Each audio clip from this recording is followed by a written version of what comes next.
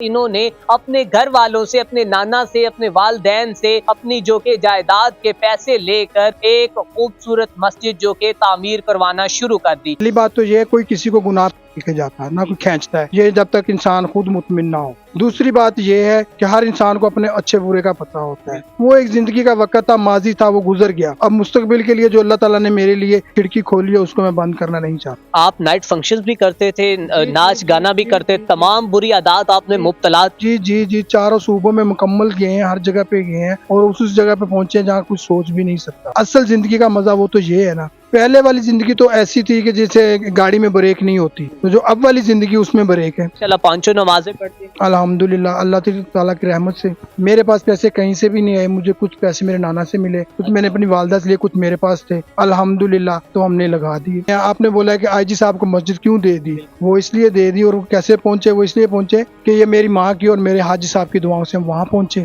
تو جب ایک تیسرا بندہ جس کو ہمارے ساتھ کوئی انس نہیں ہے، کوئی لینا نہیں، کوئی دینا، ایک انسانی ناطے پہ، تو ہمارا بھی تو حق بنتا ہے نا۔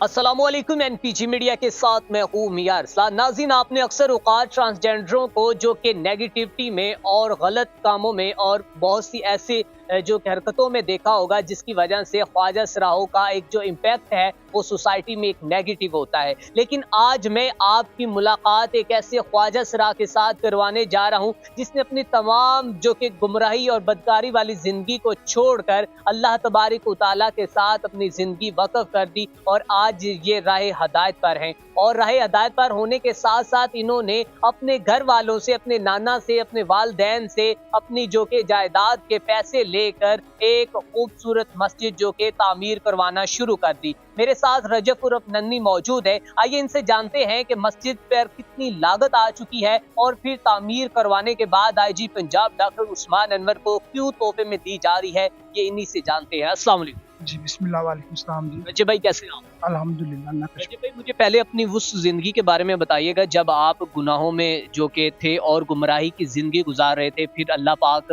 آپ کو جو کہ راہ ہدایت پر لایا اور آج ماشاءاللہ آپ 5 وقت کے نمازی۔ الحمدللہ۔ پہلی بات تو یہ ہے کوئی کسی کو گناہ لے کے جاتا ہے نہ کوئی کھینچتا ہے، یہ جب تک انسان خود مطمئن نہ ہو۔ ٹھیک ہے۔ دوسری بات یہ ہے کہ ہر انسان کو اپنے اچھے برے کا پتہ ہوتا ہے۔ ٹھیک ہے نا، وہ ایک زندگی کا وقت تھا، ماضی تھا، وہ گزر گیا۔ اب مستقبل کے لیے جو اللہ تعالیٰ نے میرے لیے کھڑکی کھولی ہے اس کو میں بند کرنا نہیں چاہتا۔ آپ نائٹ فنکشنز بھی کرتے تھے، ناچ گانا بھی کرتے، تمام بری عادات آپ نے مبتلا۔ جی چاروں صوبوں میں مکمل گئے ہیں، ہر جگہ پہ گئے ہیں اور اس جگہ پہ پہنچے ہیں جہاں کوئی سوچ بھی نہیں سکتا۔ ٹھیک ہے جی، تو وہ چند گھنٹوں کی، چند لمحوں کی، چند دنوں کی محفلیں تھی، تو جو اصل زندگی کا مزہ وہ تو یہ ہے نا۔ زندگی کا وہ کون سا لمحہ تھا جب آپ اپنی گمراہی والی زندگی چھوڑ کر راہ ہدایت پر آ رہے تھے؟ وہ لمحہ یہ تھا کہ کچھ زندگی میں ایسے معاملات آتے ہیں کیونکہ انسان اپنی نجی زندگی کو کسی کے آگے شیئر بھی نہیں کرنا چاہتا، تو اسی بات پہ میں نے اللہ کو حاضر ناظر کر کے میں نے خود ہی کمپرومائز کر لیا تھا کہ اس کو خیر بات کر دینا۔ تب لاکھوں روپے فنکشنز کے ملتے تھے، لیکن آج آپ کی زندگی بھی ایک محدود ہو کر رہ گئی ہے اور بہت سی آپ کو اب جو کہ سختی ہیں اور بہت سی چیزیں انسان کو جب ایک آزمائش کا وقت ہوتا ہے تو برداشت کرنی پڑتی ہیں، تو پھر کیسا محسوس کرتے اب کی زندگی کا اور پہلے والی زندگی تو ایسی تھی کہ جیسے گاڑی میں بریک نہیں ہوتی، تو جو اب والی زندگی اس میں بریک ہے۔ ٹھیک ہے۔ ماشاءاللہ 5 نمازیں پڑھتے ہیں؟ الحمدللہ، اللہ تعالیٰ کی رحمت سے۔ اچھا، ماشاءاللہ اتنی بڑی مسجد تعمیر کروا رہے ہیں، اس کی لاگت کافی زیادہ ہے، کہاں سے پیسے آئے آپ کے پاس؟ میرے پاس پیسے کہیں سے بھی نہیں آئے، مجھے کچھ پیسے میرے نانا سے ملے، کچھ میں نے اپنی والدہ سے لیے، کچھ میرے پاس تھے، الحمدللہ تو ہم نے لگا دیے۔ ٹھیک ہے، آپ نے اس کے لیے چندے والا ڈبہ نہیں اٹھایا، لوگوں سے نہیں مانگا؟ بھائی ساری زندگی تو چندہ مانگا تھا اپنے پیٹ کے لیے، اب مسجد کے لیے مانگتے تو کس نے دینا تھا؟ بولنا تھا یہ لوگ تو ناٹکیں ہی ہیں، تو اب بھی ناٹک کر رہے ہیں۔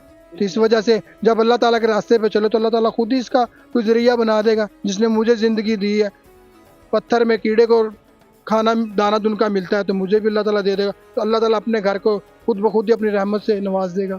کتنا سکون قلب ملتا ہے جب آپ اس طرح کی ایکٹیویٹیز میں جو کہ ملوث ہوتے ہیں؟